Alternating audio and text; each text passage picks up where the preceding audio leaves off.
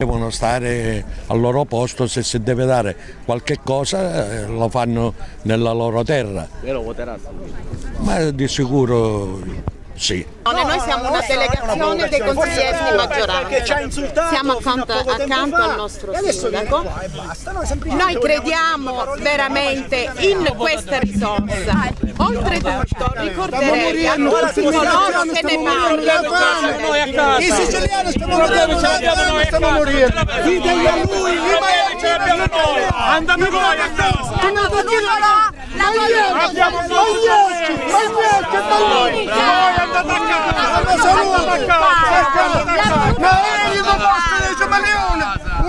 ci costa 10 milioni.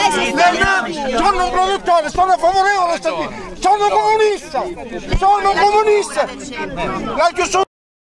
Solo per Mineo le voglio ricordare, ma per quanto riguarda il territorio del Calatino, noi siamo una terra d'accoglienza, oggi siamo qua ad accogliere anche Salvini. Quindi porta lavoro questo posto? Certo che porta lavoro, porta lavoro ai cittadini, ai ragazzi disoccupati della Piana. Della Piana.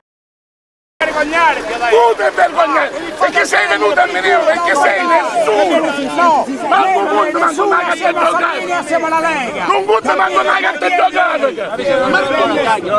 No, adesso ora coglioni perché io sono qua non sono euro! Sì, no, tu sei giro qua!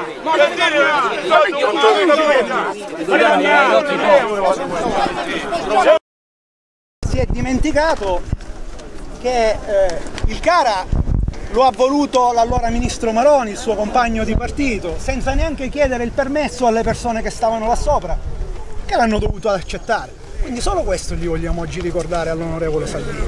Che adesso viene a dire che